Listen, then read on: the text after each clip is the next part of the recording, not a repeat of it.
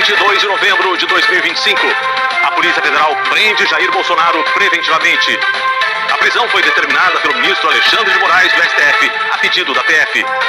Segundo Alexandre de Moraes, Bolsonaro violou o uso de tornozeleira eletrônica enquanto cumpria a prisão domiciliar e havia indícios de fuga. O ministro também determinou que a prisão fosse feita com todo respeito, sem o uso de algemas, e que Bolsonaro recebesse atendimento médico integral na superintendência da PF. A ordem de hoje não tem relação com o cumprimento da pena por tentativa de golpe. Nesta edição, nossos repórteres vão trazer a cobertura completa sobre a prisão de Jair Bolsonaro. E você vai ver também: morre o 5º policial baleado na mega operação contra o Comando Vermelho no Rio em outubro. O impasse na COP30, ainda sem acordo, a Conferência do Clima tem um sábado decisivo depois de uma madrugada de negociações. E na África do Sul, o G20, o grupo das maiores economias do mundo, aprova a declaração final, mesmo sem a presença dos Estados Unidos. O Jornal Hoje está começando.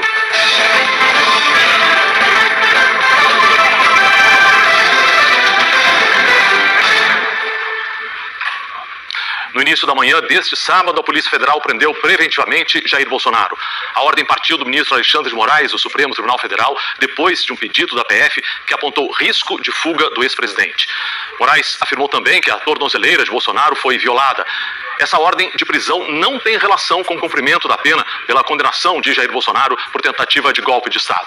A repórter Joconda Brasil está na superintendência da PF, para onde o ex-presidente foi levado. Tem todas as informações ao vivo. Boa tarde, Joconda. Kovalik, boa tarde a você, boa tarde a todos. Nós estamos desde cedo acompanhando a movimentação aqui em frente à Superintendência da Polícia Federal em Brasília. A prisão preventiva do ex-presidente Jair Bolsonaro foi decretada em função de um pedido de vigília feita por um dos filhos do ex-presidente em favor de Bolsonaro, o senador Flávio Bolsonaro, do PL. Também na decisão em que determinou a prisão de Jair Bolsonaro, o ministro Alexandre de Moraes, do Supremo Tribunal Federal, citou a tentativa de violação de tornozeleira eletrônica, o que para ele reforça a suspeita de risco de fuga. Desde que a prisão foi confirmada e Jair Bolsonaro veio trazido aqui para a sede da Superintendência da Polícia Federal, a segurança em torno do prédio da PF foi reforçada. Às 6 da manhã, este carro da Polícia Federal estava atravessado na rua em frente à casa em que mora o ex-presidente Jair Bolsonaro. Lá dentro, a PF cumpriu o mandado de prisão preventiva expedido pelo ministro Alexandre de Moraes, do Supremo Tribunal Federal.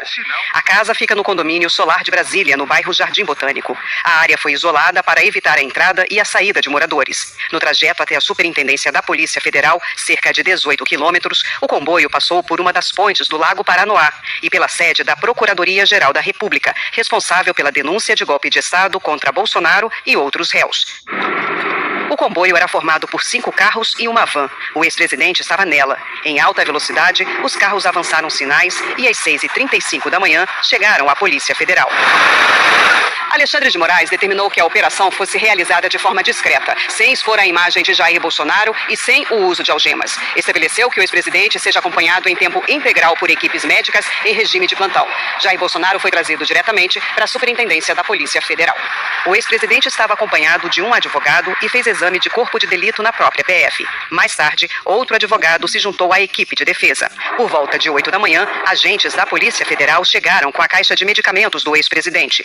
Na sequência, um agente levou os remédios para dentro da superintendência. No mandado de prisão, Alexandre de Moraes determinou ainda o cancelamento de visitas que já haviam sido autorizadas por ele. Essas visitas ocorreram até ontem. Nesta sexta-feira, antes das 9 da manhã, um homem chegou à casa do ex-presidente carregando uma bolsa. Segundo vizinhos, era um dos irmãos de Bolsonaro. O ex-presidente apareceu na sequência saindo da casa e acenou para moradores.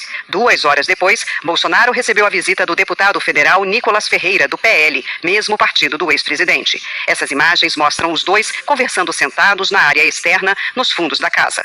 Hoje, alguns aliados de Bolsonaro vieram à sede da superintendência, mas não puderam visitá-lo. A prisão preventiva do ex-presidente não diz respeito à condenação por golpe de Estado há 27 anos e 3 meses.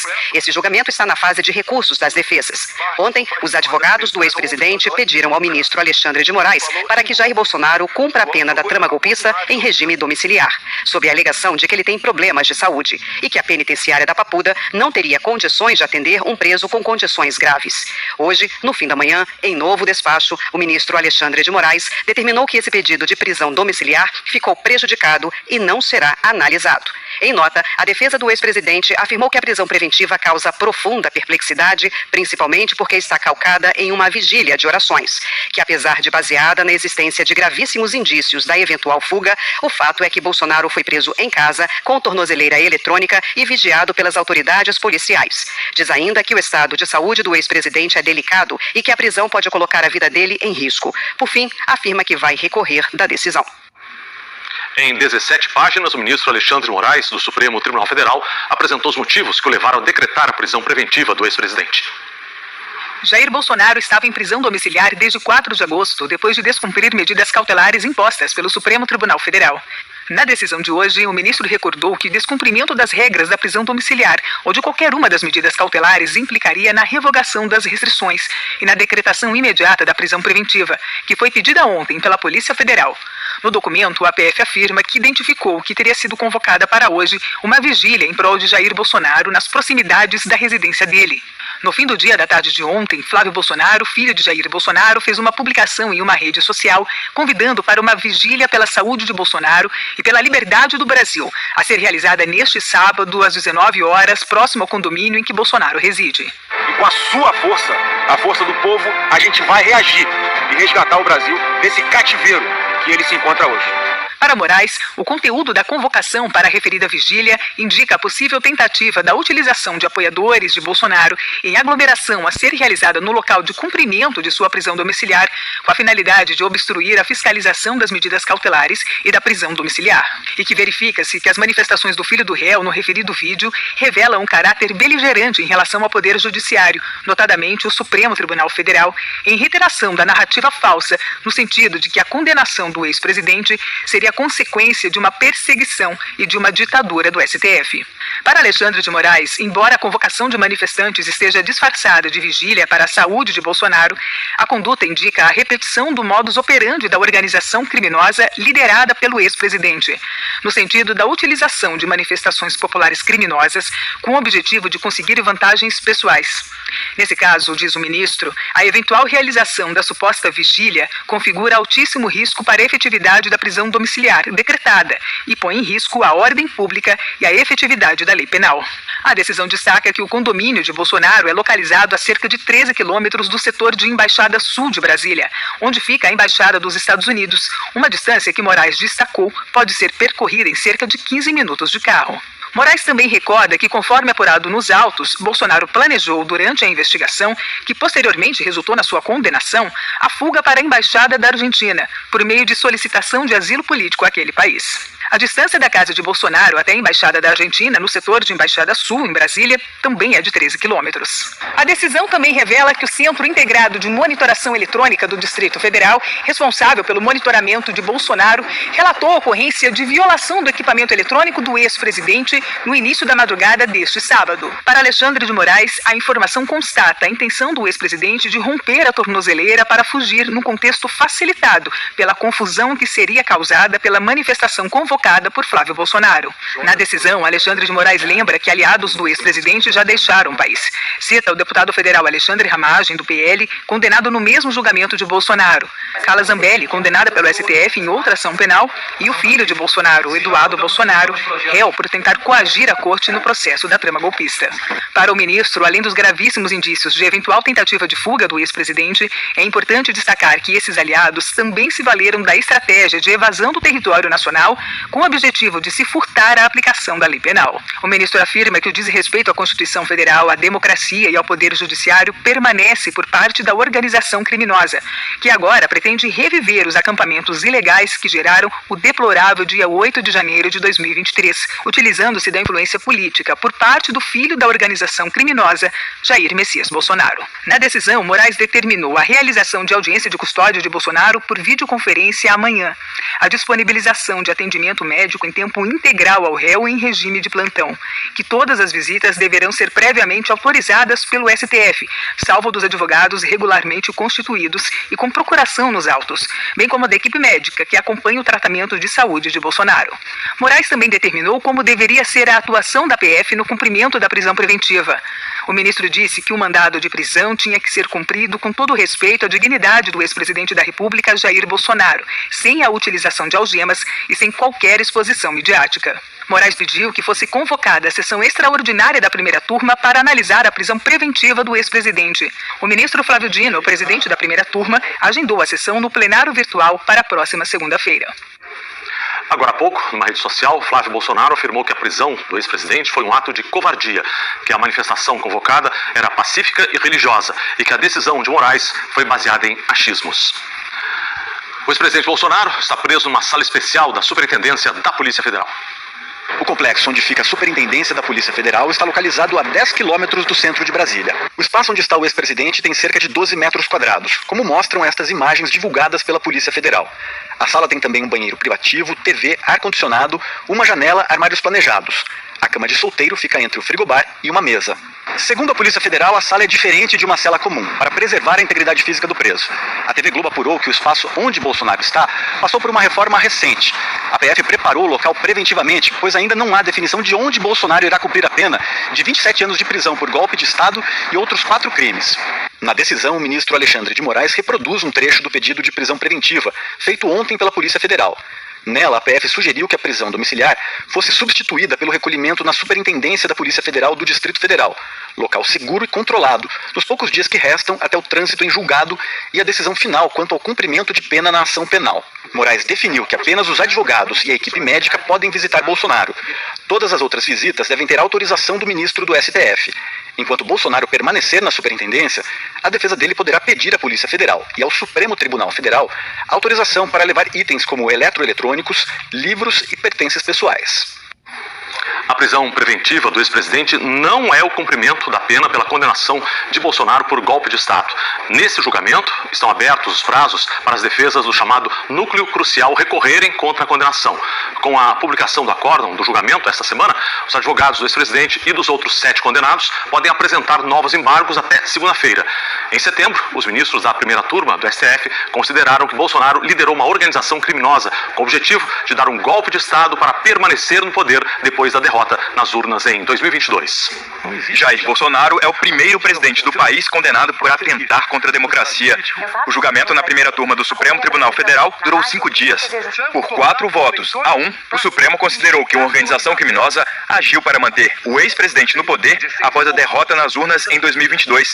Apenas o ministro Luiz Fux votou para absolver 6 dos 8 réus. No seu voto, o relator, Alexandre de Moraes, concluiu que Bolsonaro chefiou as ações da organização. O réu, Jair Messias Bolsonaro, exerceu a função de líder da estrutura criminosa e recebeu ampla contribuição de integrantes do governo federal e das Forças Armadas, utilizando-se da estrutura do Estado brasileiro para a implementação de seu projeto autoritário de poder, conforme fartamente demonstrado nos autos. A Procuradoria-Geral da República afirmou que o grupo agiu para minar a confiança da sociedade nas urnas eletrônicas, usou a máquina pública contra adversários e pressionou militares a aderirem à ruptura institucional. A leitura desses considerandos foi feita na presença dos réus Jair Bolsonaro e Garnier, Almirante Garnier. Segundo a Procuradoria, o grupo disseminou dados falsos, atacou o judiciário e o processo eleitoral e traçou planos golpistas para decretar medidas fora da Constituição que previam a prisão e a morte de autoridades, como o presidente Lula, o vice-geraldo Alckmin e o ministro Alexandre de Moraes. Atos que culminaram nos ataques golpistas de 8 de janeiro de 2023 às 3 sedes dos poderes em Brasília. A finalidade era inequívoca: fomentar desconfiança generalizada no processo eleitoral, incitar a militância contra os poderes constituídos e dispor a população para rechaçar a derrota nas urnas. A apropriação das estruturas, datas cívicas e símbolos estatais em favor dessa narrativa indicam a gravidade do desvio de finalidade. Procurava-se revestir de legitimidade uma trama de ruptura. Foram mais de 2 anos de investigação que contou com a delação premiada do ex-ajudante de ordens Mauro Cid. A Polícia Federal reuniu provas produzidas pelos próprios investigados. O chefe desse poder enquadra o seu ou esse poder pode sofrer aquilo que nós não queremos. O ex-presidente ex-presidente negou ao Supremo que tenha planejado um golpe. Disse que discutiu com a alta cúpula militar possibilidades constitucionais para contestar o resultado das urnas após perder as eleições presidenciais de 2022 e declarou não ter qualquer ligação com os atos de 8 de janeiro. Da minha parte, por parte de comandantes militares ou outro estado do meu lado, nunca se falou em golpe. Golpe é uma coisa abominável. O golpe até seria fácil começar.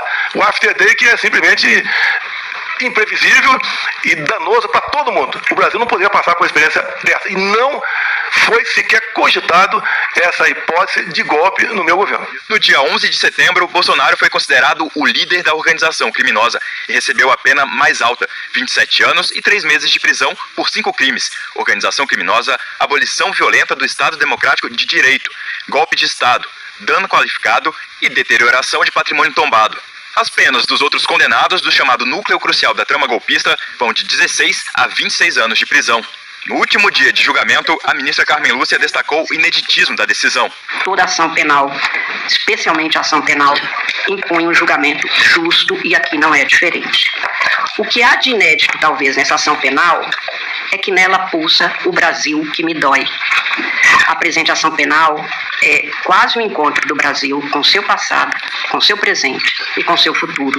Esse julgamento, ministra Carmen, é um check-up da democracia. E eu espero que seja este julgamento um remédio para que não volte com frequência. A recidiva não é boa. Bolsonaro estava em prisão domiciliar desde 4 de agosto. A medida foi determinada pelo ministro Alexandre de Moraes depois que o ex-presidente descumpriu restrições impostas pelo Supremo, como a proibição de usar redes sociais. Segundo o ministro, a divulgação de uma fala de Bolsonaro por telefone durante uma manifestação de apoiadores em Copacabana foi mais uma tentativa de coagir o Supremo.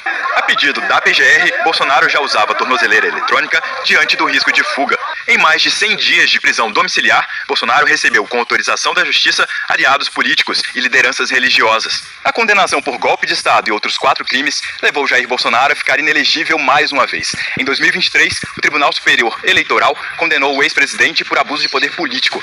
Agora, Bolsonaro, que tem 70 anos, não poderá disputar eleições até 2060. Aliados de Bolsonaro e políticos da base do governo se manifestaram sobre a prisão preventiva de Jair Bolsonaro. Michele Bolsonaro, mulher do ex-presidente, estava fora de Brasília quando a Polícia Federal chegou logo cedo para cumprir o mandado. Em uma rede social, ela afirmou que confia na justiça de Deus e que a justiça humana, como temos visto, já não se sustenta. O líder do PL da Câmara, deputado Sóstenes Cavalcante, chamou a prisão de injustiça e perseguição política. Presidente Bolsonaro, nós estaremos sempre ao seu lado. Um abraço, força neste momento e todos nós vamos reagir à altura dos acontecimentos. O líder da oposição no Senado, Rogério Marinho, também do PL, disse que a prisão do ex-presidente Jair Bolsonaro ultrapassa limites constitucionais e ameaça pilares essenciais do Estado de Direito. Em redes sociais, governadores que apoiam Bolsonaro prestaram solidariedade ao ex-presidente. O governador de São Paulo, Tarcísio de Freitas, do Republicanos, disse que Bolsonaro é inocente e que o tempo mostrará. Disse que vão seguir firmes ao lado dele e lutarão para que essa injustiça seja reparada o quanto antes. Parlamentares da base do governo e ministros de Lula também comentaram a prisão preventiva de Bolsonaro. A ministra da Secretaria de Relações Institucionais, Gleice Hoffmann, afirmou que a prisão preventiva de Jair Bolsonaro segue rigorosamente os ritos do devido processo legal e que, na democracia, a justiça se cumpre. O líder do governo na Câmara, deputado José Guimarães, do PT, disse que a decisão foi tomada com base na garantia da ordem pública e que quem atacou a democracia vai pagar por isso. Rogério Carvalho, líder do PT no Senado, afirmou que a detenção preventiva evidencia que nenhum cidadão está acima da lei, especialmente quando se ameaça a integridade das instituições democráticas. O líder do PSB, Pedro Campos, disse que a prisão é consequência direta dos atos cometidos por Bolsonaro e por membros da família dele, e que é fundamental que a justiça continue agindo com independência e rigor, garantindo segurança jurídica e preservando a democracia. Jornais do mundo todo repercutiram a prisão do ex-presidente Jair Bolsonaro neste sábado. Quem traz os destaques pra gente é o correspondente Felipe Coelho, já está aparecendo aqui, vai trazer as informações. Boa tarde, Felipe. Oi, Kovalik, boa tarde para você e para todo mundo aí no Brasil. Olha, Kovalik, a repercussão foi imediata na imprensa internacional. Por causa do fuso horário, os primeiros jornais estrangeiros a noticiarem a prisão do ex-presidente foram os europeus, como o britânico The Guardian e o francês Le Monde, que lembrou que o ex-presidente já tinha sido condenado por tentativa de golpe de Estado, mas foi preso por um alto risco de fuga. O jornal diário mais importante da Alemanha, o Süddeutsche Zeitung, colocou a notícia em destaque na capa da versão online. E o maior jornal da Espanha, o El País, também destacou a prisão com uma matéria da correspondente baseada em São Paulo. Aqui nos Estados Unidos, a repercussão da prisão de Bolsonaro começou mais tarde, com jornais lembrando a relação que ele tinha com o ex-presidente, a relação do ex-presidente com Donald Trump. O Washington Post, por exemplo, escreveu que o processo contra Bolsonaro provocou uma resposta diplomática e econômica dos Estados Unidos e que Bolsonaro é um aliado de longa data do presidente Trump. O site da rede de televisão NBC destacou ainda a possibilidade de fuga de Bolsonaro para a Embaixada dos Estados Unidos, em Brasília. E agora há pouco, o The New York Times lembrou que em agosto a Polícia Federal descobriu que o ex-presidente planejou pedir asilo na Argentina no ano passado, depois de uma operação de grande escala contra ele, quando ele teve o passaporte apreendido. É isso, Kovalik, a imprensa do mundo todo acompanhando esse caso com muita atenção. Muito obrigado pelas suas informações. Uma boa tarde.